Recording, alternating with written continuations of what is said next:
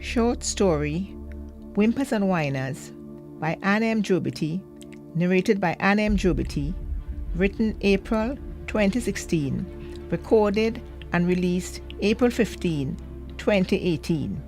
Any semblance to events, places or persons is highly coincidental. Tensions reach feverish pitch in Trinidad, some 50-odd years post-independence from Britain. The country is now in the throes of the most incendiary electioneering as passions foment the nation's psyche worn thin. The warring factions, the two largest ethnically divisive groups, are fiercely fighting down to the wire to win political control over the next 5 years. The party in government, Coalition Promoting Morality, the CPM, has the overwhelming support of citizens of East Indian descent and is considered the most tainted in recent history. Disgust is rife. Dissenters cower under legal threats, and the troubled conspiratorially whisper. Our Twin Island paradise is driven by insatiable greed and dangles precariously on the edge of a dark abyss of despotism. It is nighttime, and at long last, the tumultuous undercurrents have subsided. All eyes are now glued to their screens as the last ballot is counted. Then, with a heavy sigh, triumph erupts. It's over. Them Indians no longer in charge. The opposition, Prosperity Provident Management, the PPM, and party leader rides on a crest to victory, having tooted promises of accountability and to diligently bring to justice recent plunderers of the treasury. And in the midst of the dense urban shanties scarring the hillsides, marring approach to the capital, now transformed to a mountain of light, jubilance loudly resounds. Righteous reigns! A black hero prevails! Palmos ranks among the thousandfold, now posturing in winner's row. He is a migrant from a smaller Caribbean island further north, some 10 years now. Tonight, he can hardly contain his glee. He's in ecstasy. It's a time for celebration, revelry. Sporting a grin, Palmos heads for his familiar, grimy corner watering hole through the back streets of the capital, stepping over the wrecked and wretched curled on the city's sidewalks. Blithely, he thrashes through scattered wastes from the city's daily commerce, the pervading stench of discarded rottenness unnoticed. Now armed with national ID, his ballot cast, Palmos adopts the illusory swag. We rule the town again. It's bacchanal time. Sweaty woman gyrating and tourists whining to wee beat of Steelman and Kaiso. While throughout the country, minority groups of diverse extractions, British, French Creole, Middle Eastern, those of Chinese origin, some of mixed racial descent, yet others of self-described quality, upon reflection, wrinkled their brows. But who held the balance of power? It's early Friday morning, 6:30 to be exact, 3 days after election night. Dindo dons working garb as if making a play at the stumps. White cap pulled over a forlorn-looking face. White t-shirt, white pants, not too clean white sneakers, and no socks. He's traveling west, a quick run in his second or third-hand foreign-use panel van along a main artery about 15 to 18 minutes to his destination. As per usual, Dindo positions himself in his corner spot of a parking lot reserved for customers of a popular local food eatery. He begins to assemble his business paraphernalia. He unloads a 4-legged black steel frame from his van and places it on the ground. Next, he hefts a large, crudely constructed wooden box painted white with a hinged cover that springs backwards on top of it. He then rests a small cooler filled with mounds of bara, small containers with an assortment of condiments, pepper, mango chutney, shada beni, and a pan containing curry chickpea inside the box. The pan, when uncovered, showed a thickened film inside the rim, probably a sign of overuse. Lastly, Dindo assigns some slips of grease-proof paper, small brown paper bags, a pair of tongs and spoons to the sides of the box. He is now well prepared to serve his cheap breakfast offering, doubles, a favorite in East Indian cuisine enjoyed by most of the native population. But this morning, things are not right with the Dindo. His thoughts are muddled, and he feels an intolerable tightness at the nape of his slim brown neck that's creeping up to the back of his head. The hustle of pedestrian city workers poses a distraction. Moreover, today he's averse to the constant revs of vehicular traffic coming from the east. Glancing straight ahead and jutting upwards, Dindo observes a cluster of concrete, steel and glass, primarily office buildings and foreign hotel franchises. This acclaimed skyline, attributed to the country's past wealth, dismissed by detractors as specious, an affront to public spaces, a facade of modernity. Casting a look over his left shoulder, Dindo catches a sliver of the unrippled, whitish-greyish blue hue of the Gulf, which momentarily provides respite, easing his tension.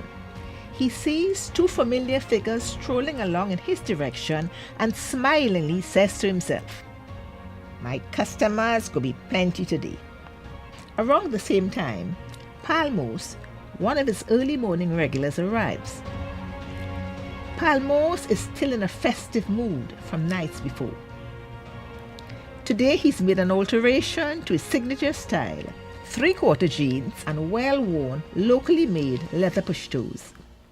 He has ditched his inky blue polo and now flaunts an oversized, solid black t-shirt with large, impressive letters PPM in red emblazoned across his chest. Beaming with pride, he struts toward Dindo, then instinctively Palmos's lower jaw drops open, dumbstruck, hearing this thin, low-pitched nasal chuckle. He, they win this battle, but it's we who win the war. Was only to grab that long-time Yankee base in the West. A nigga dead in we country, Dindo says, his tone increasingly harsher and his eyes misting over. Ruling we for so long, and we working so hard, barefoot, skin turning black in the hot sun, planting garden, mining cow to fill nigga belly. Is we shop when they want cement to build house. Is we doctor when they fall sick. Dindo says, his vehemence picking up steam, his voice now cracking. Them black youth man only want to rob and kill. Is we lawyer for them who fed lock up and that pale. Alluding to the primitive and inhumane conditions which those currently incarcerated are subjected to. Palmos's ears seem to catch fire. His right hand closes in a fist and he steps menacingly closer. Now standing heads over Dindo, he sees froth building up at the sides of Dindo's mouth as his venom continues to dribble. Indian can't get government work. In 5 years, we control everything. Big house, driving fancy car, money in the pocket. We Indian women looking so nice. And when we drink we rum, we just bust up the tail. All of them who get out of place. Oblivion transcending the anathema. And as if like gold, almost choking, his queen dethroned, Dindo brushes aside a tear and proceeds with his diatribe. Some of them running from licks, picking up nigga man, and who marrying we women with money is them in high society who always fighting money. Jolted by Palmos's piercing stare, Dindo passes a serving hand across his thin lips and says, "Wipe your mouth, how much pepper you want?" With blood rushing through his veins at the temples, Palmo struggles to find the right words. "Shit, dog," he shouts. "Remember, it's we black man who give all the Indians a chance. We government go lock up all of them who thief." And grudgingly, thrusting $3 into Dindo's hand, he grabs the small brown paper bag and jumps into the front seat of a waiting pickup truck alongside his partner Misad, whose gnarled hands are gripping the steering wheel. "Oh shit, man," Palmo snaps. "When you go fix your blasted door? Look, my leg bleeding. Let we move fast. This blasted traffic, and them with money coming to town to buy with goods." So said, Misad presses his foot on the accelerator and they speed off in the direction of the city center.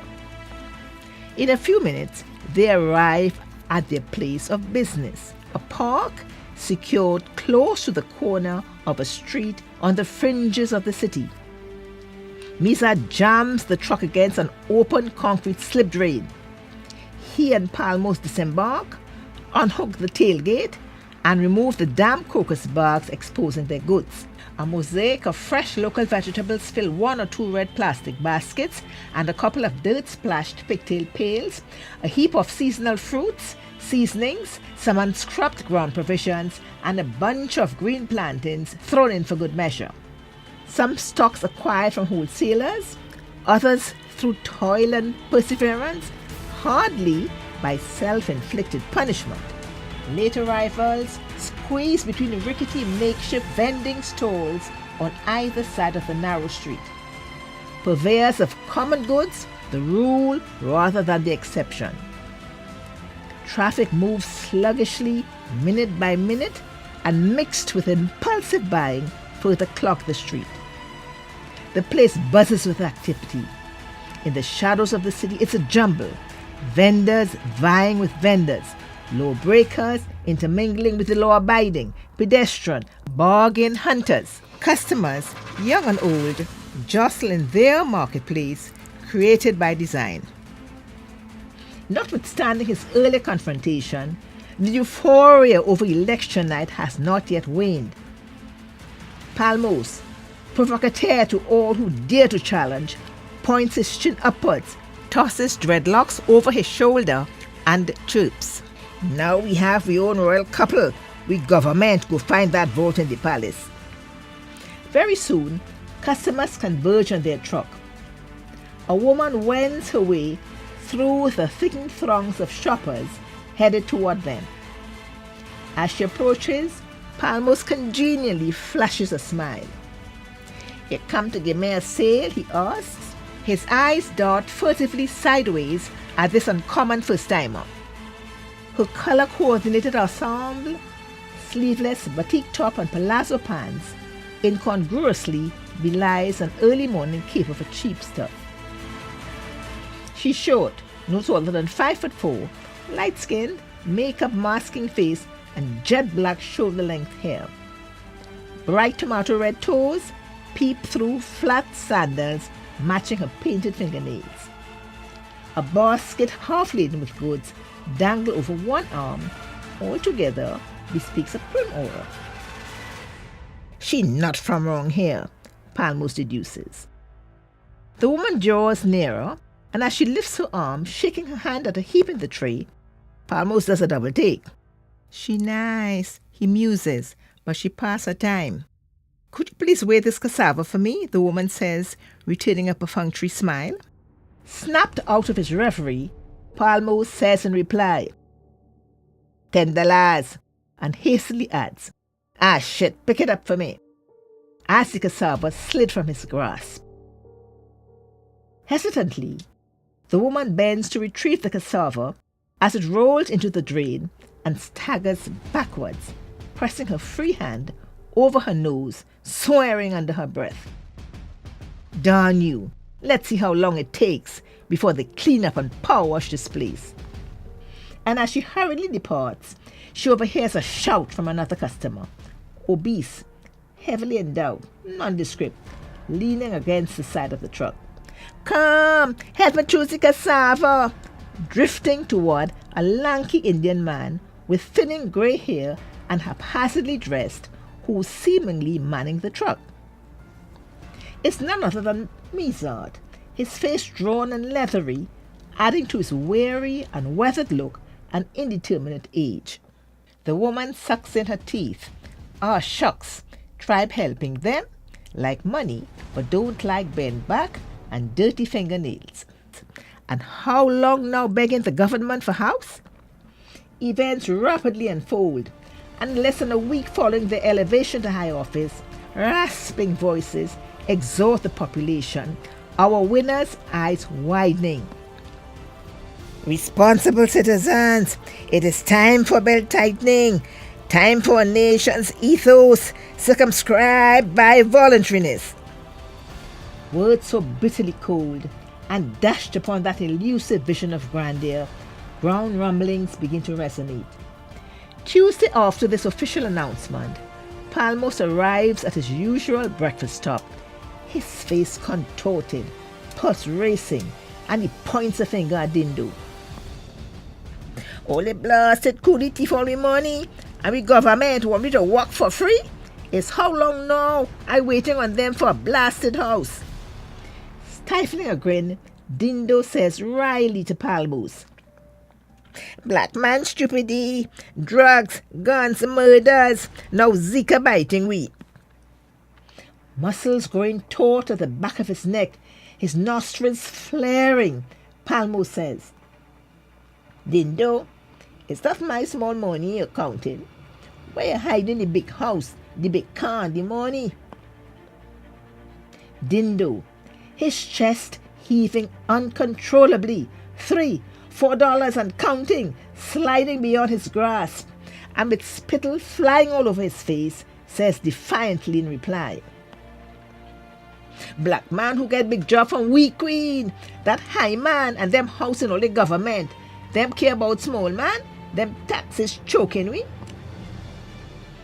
Lips twitching, his mouth run dry, and clasping both trembling hands over his forehead, Palmos blurts out, "Dindo, them old thief can't come back in government." Dindo exhales sharply, his nostrils cleared, and slowly releasing air, stepping closer, runs his sticky fingers up Palmos' long sinewy arm and says in reply, "Let we wait and see. Remember that carnival big stage and the madman chant is only damn vote they want." Unflinching, unfazed, his small dark eyes narrowing, Palmos dusts off Dindo's hand, straightens his back, and with heavy steps moving away, arms waving widely over his head, exclaims, "This time, brother man, I get in land, but them does help we. All of them brutish big thief and cheating vagabonds, them hooligans and vicious liars playing with we head." And with nerves all but unstrung, his voice gruff and with rising intensity, Palmos declares, "It's the rat race, them political watchwords, Mako, Movilang, and Mama Guy. That is we brand politics.